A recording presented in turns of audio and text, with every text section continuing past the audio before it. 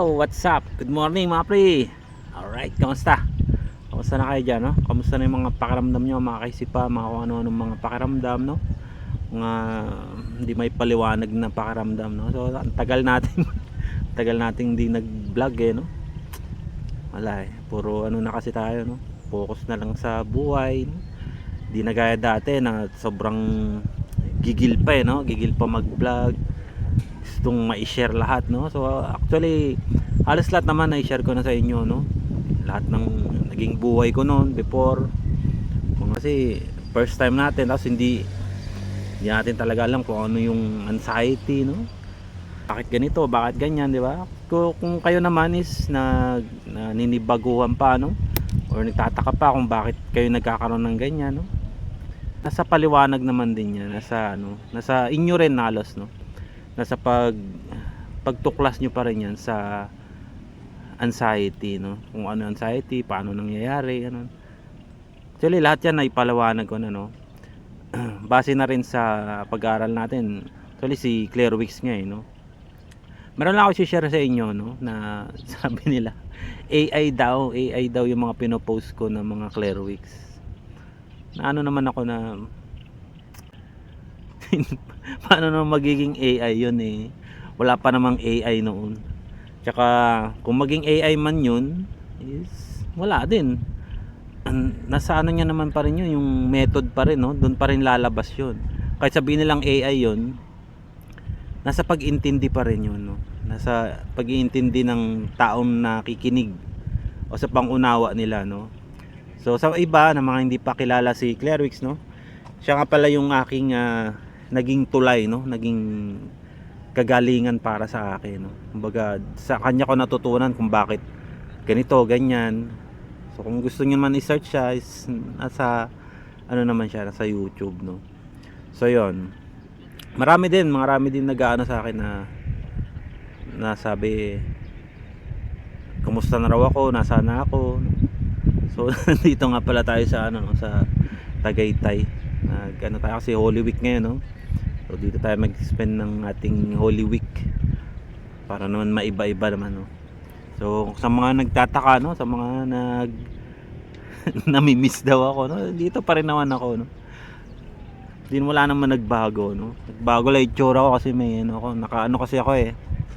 Naka no shave length, no? So isang 40 days ako hindi nag-aahit, no? So pagdating ng linggo is yan, pwede na tayo mag-ahit ulit, no? So yun. So kamusta na kayo, no? Tagal talaga hindi talaga ako makapag-focus sa nagkaroon lang ako ng time ngayon dahil dito may free time tayo, no? Kung kayo naman is nakakaranas pa rin ng sobrang hirap, no, about sa anxiety, basta i-focus nyo lang na may anxiety ako. Sabi ng doktor, normal naman ako, okay naman ako, wala namang problema sa akin, no? Kaya dapat maunawaan nyo na yun, no? Kasi anxiety napakarami mga sintomas, nahirap na kayo, no? Kasi galing ako dyan, kapatid. Kung mababalikan nyo yung mga video ko sa sobrang hirap, gusto ko na nga mag psychiatrist, kaso nauna nga lang talaga yung nauna lang yung unawa ko sa libro ni Claire Wicks. Kaya ito na ako, no? Sa kabila nung sobrang hirap noon is dito pa rin naman tayo, no? Yung akala natin mamamatay na tayo, no? Di ba? Mamamatay na, wala nang pag-asa, no? So nandito pa rin naman, no? Ako yung kumbaga buhay na patunay na merong paggaling sa ganung paraan, no? Kasi sa pag-iisip natin, lalo na may anxiety ka, lahat negative na yan eh. Wala ka nang ibang isipin, ba? Negative, mamamatay na talaga ako, meron akong malubhang sakit, may tumor ako, may cyst, may cancer, di ba? Ang dami mong pwedeng isipin, pero ang katotohanan is nasa doktor, kapatid, no? Kasi pag sinabi ng doktor na wala, normal ka, wala ka naman, yung iniisip mo na baka meron ka ng brain cancer, no? Wala yun. Baga gawa mo na lang din yun, no? Ang ano dyan is patunay, mga laboratory, kung normal naman, negative, okay yun, paniwalaan mo yun kasi doktor eh, di ba? Iba kasi sila na actually ako din naman dati, no? Sabi ko normal naman yung paghinga ko. Tapos normal naman yung x-ray ko. Bakit nahirapan ako huminga? Ah, bakit ganito yung pakaramdam ko, no? So yun, every time na makakaisip ako ng kung ano-ano, kinakabahan na ako niyan, nahirapan ako huminga. Yun ang naging problema ko talaga noon pa. Sobrang hirap noon kasi ang kasunod ng hirap sa paghinga, patay ka na, di ba? Pag di ka nakahinga, wala na, tapos na, di ba? Finish na. So yun ang, kumbaga, ang lapit ko sa ano, no, ang lapit ko sa, yung isip ko is nilalapit niya sa kamatayan agad. So hindi pala ganoon, no? Kasi alam naman natin yung puso, di ba? Gaya ko, nagpa-ano ako, ang tawag dun sa puso, enlargement or kung ano-ano. Wala naman, normal. Okay naman. Tapos yung sa mga heartbeat, normal din. Wala namang naging problema, no? So ako ang may problema kasi ganun ako mag-isip, ganun ako ka-negative, no? Tapos higa ka na lang sa gabi, kakabahan ka na naman na hindi mo maintindihan, no? So yun yung anxiety na sinasabi, no, na kahit wala ka namang ginagawa, kahit walang ano, basta trigger lang talaga siya. May maisip ka lang or may nakain ka na ano, sa puro isip siya, kapatid, no? So dapat yun ang maunawaan nyo kasi ganun ako noon. Ganun siya ka-komplikado, no? Hindi mo siya nauunawaan pa. Hindi mo naiintindihan kung talaga nangyari. Ano to? Paano yan? 'Di ba? Sabi nga ni Claire Wicks, yung puso, kaya niya yan kasi parang goma yan eh. Ang dapat dun is inaano siya, pinapapump niya. Sabi ko nga sa inyo, may exercise kayo, tibukin nyo yung puso nyo, no? Kasi kung nandyan lang kayo sa bahay, naka-steady lang, no? Kakain, tapos tulala na naman, higa, di ba? Walang mangyayari talaga, kapatid. Kailangan nyo maipapump yung dugo nyo, no? Ito science based na yun, pero kailangan yun eh, kasi kailangan nating dumalo yung dugo para mas maging clear sa atin, no? Kung ano yung ano talaga siya, no? Yan, importante talaga yan, exercise, kapatid, no? Napakahalaga niyan para sa atin, no? Pagdaloy ng dugo. Yan, yung sa puso nga, di ba? Kailangan niya mag-pump, no? Kasi yung sabi nga nila na baka hindi kayanin ng puso. Kaya niya yan, kapatid, no? Kaya magtiwala lang kayo sa katawan niyo, no? Na baka iniisip niyo na baka hindi kayanin ng puso ko sa sobrang kaba ko, no? Hindi na ako makahinga. Yun din ang iniisip ko dati, pero wala. Kahit anong hingal ko, kahit anong ano, normal pa rin naman, kumakalma siya, kapatid, no? Ang naging problema lang kasi natin, gaya ko rin noon, no? Pag kinabahan ako, gusto ko wala agad yung kaba na yun, no? Eh hindi pala ganoon, kasi kailangan mo munang pakalma. Hindi ba may kwento ko sa inyo about sa ano, sa welding, no? Ba, nag-welding ka, ano yung welding machine, or nagwe-welding ka, kahit hindi ka naman nagwe-welding talaga, diba? Or may maini, pagpalagay nating apoy, no? Apoy na nasa kahoy, ganyan, sa dulo niya may apoy. Ngayon pinatay mo na yung apoy, pinatay mo nang gano'n. So hindi mo naman agad mahawakan pa yung dulo nun kasi mainit pa yon. So yun na nag-example ko, kasi parang ganun tayo, no? Hindi agad-agad, no? Pagpatay mo ganyan, kahit nga basain mo yun eh, hawakan mo, diba, mainit pa, ganun siya. So kailangan muna niyang kumalma. Ganun ang paraan ng katawan, no? Gaya ng pag nag-jogging ka or nagtumakbo, managad-agad pag into mo, wala na kagad, no? Hindi, kakabahan ka pa noon, tapos hihingalin hanggang sa kumalma siya, no? Ganun ang anxiety, kapatid. Kaya wag mo isipin na dahil kinakabahan ka ngayon, dahil may nararamdaman ngayon, wala na, ganun na, tuloy-tuloy na. Tema lang kasi natin is gusto natin agad-agad, no? Mawala agad, mawala yung ganung pakaramdam. Hindi, kakalma muna siya. Kailangan niyo munang bumaba, no? Bumaba muna yung tama, no? So ganun ka, ano siya, ganun siya dapat naiintindihan, no? Kasi pag gusto mo agad mawala, ano kagad, wala. Gaya ng sa mga may lagnat o may mga sakit, di ba? Siyempre hindi naman agad-agad wala, magic, ganun, hindi.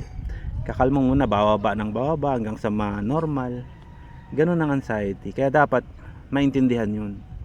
lalo na sa mga baguhan pa sa anxiety, no, mga nakakaranas ng sobrang hirap pa ngayon, no, hindi nila mapaliwanag. Marami akong napapanood na ganyan, marami akong nababasa ng mga ano na sa mga group no, pero ano na lang yun eh, parang content na lang halos, parang ano na lang sa kanila, naranasan nila yun, gusto nila lang maano rin ng ibang tao. Hindi, iba-iba tayo kapatid, no, meron silang nararanasan na hindi mo naranasan, meron kang naranasan na hindi nila ganun yun, hindi mo masasabing pare-pareho, no. Kaya yung iba nagtatanong, naranasan nyo rin ba yung mga ganun, di ba? So doon lang tayo sa totoo, no, doon lang tayo sa ano, kasi minsan yung mga nararanasan ng ibang tao, kahit hindi mo naranasan nararanasan mo na siya, mararamdaman mo siya, no, kasi ano siya eh, parang manifestation, no.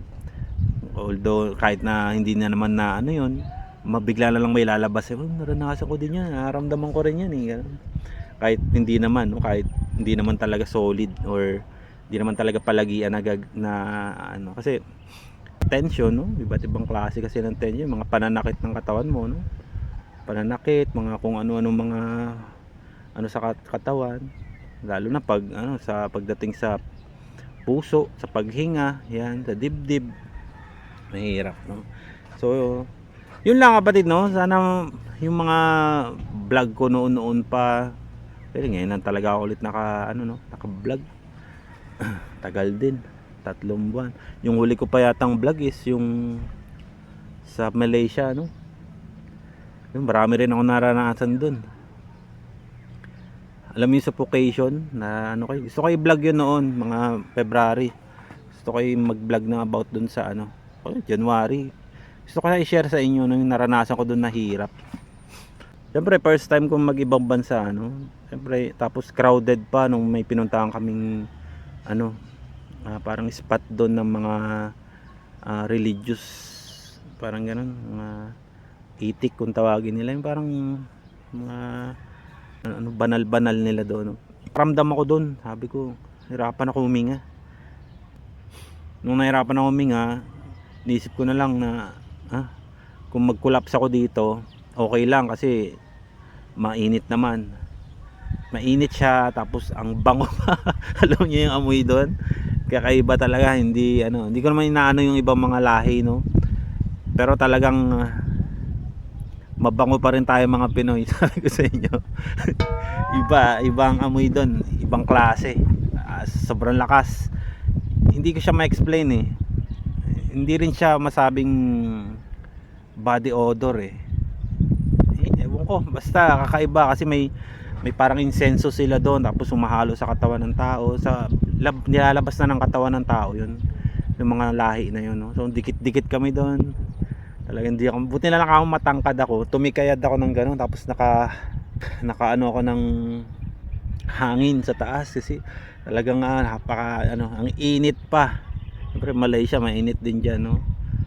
Kaya yun yung experience ko doon na sobra, na parang kaunti na lang talagang hininga ko, no? Magmamadali na ako noon pa hanggang makalabas doon sa ano, kasi siksikan talaga yung mga tao, sobrang daming tao kasi ano yun eh, January 1 yun eh, parang may fiesta sila doon, festival, no. So yun yung parang experience ko na parang na-trigger na naman ako doon sa ganung sitwasyon, no, na hirap talaga ako huminga, hirap akong gumalaw, di mo lang kung saan ka papaling kasi yung amoy nga, yung init, yung siksika, no, hindi mo talaga masabi.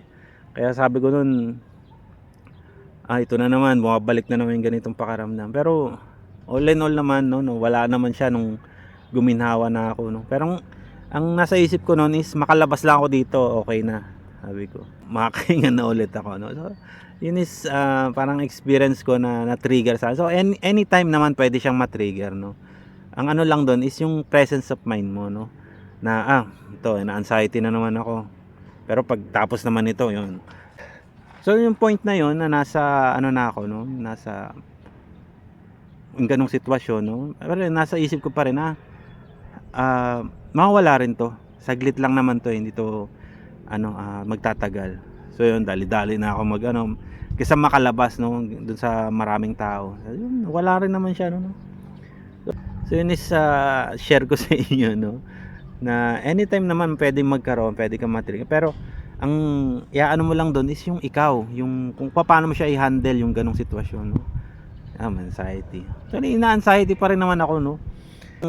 The best na mapapayo ko sa inyo, although nasabi ko naman na to noon, na antayin nyo lang, no. Antayin nyo siyang lumipas, kumalma, no, kasi hindi pa naman agad-agad, eh. Siguro mag-aantay lang kayo ng mga ilang minuto, di ba? Sa may mga alam na, pero kung hindi nyo pa naunawaan kung ano yung nangyayari, ano yung anxiety, no, hindi pa malinaw sa inyo lahat, no? Lalo na yung may mga talagang may sakit, no. Yung anxiety kasi is, ano na yan, eh, kaya naman natin pakalmahin yan, pero yung pag may sakit ka talaga, may problema ka sa ano, siyempre unahin mo muna kasi may gamot naman dyan. Sa anxiety kasi meron namang gamot, pero siyempre saklay lang yun, pang itatawid ka lang ng gamot, pero ikaw pa rin, no? Ikaw pa rin sa sarili mo ang magpapaginhawa sa iyo, no, sa ano mo. So yun lang mga kapatid, no, sana may nag-gets kayo kahit kaunti sa ating paliwanag, no, sa ating experience or sa ating na-share, sa aking na-share sa inyo, no. So marami pa akong gusto ikwento, kaso alam niyo man, busy-busy na tayo, no. Mahirap talaga siya isingit, no. Pero kung meron naman kayong mga gustong itanong, no, tanong niyo lang naman. Para hindi na kayo yung ano. Pero mahalaga, bago kayo magtanong, syempre marami na rin kayong nauunawaan. Pero pag may mga hindi naman kayo nagigets pa, hindi nyo naiintindihan about sa anxieties, pwede naman kayo magtanong sa akin, no. Yung iba kasi sinasarili, no. Huwag yung sarilinin, kapatid, no. Isa rin yan sa mali ko noon. Sinasarili ko lahat ng problema, lahat ng mga nararamdaman ko akin lang, di ba? Mali yun. Hindi yun nakakatulong, no. Kailangan nyo rin kumausap, no. Kumausap ng mga taong naka-experience nun, paano na nalampasan, ganun. Kasi pag ikaw lang, ayun nga rin mali ko nun, kasi gusto ko ako lang, eh. Pero mali rin pala. Kaya napabili rin ako ng mga ng libro, ganun, tapos mga audiobook, no.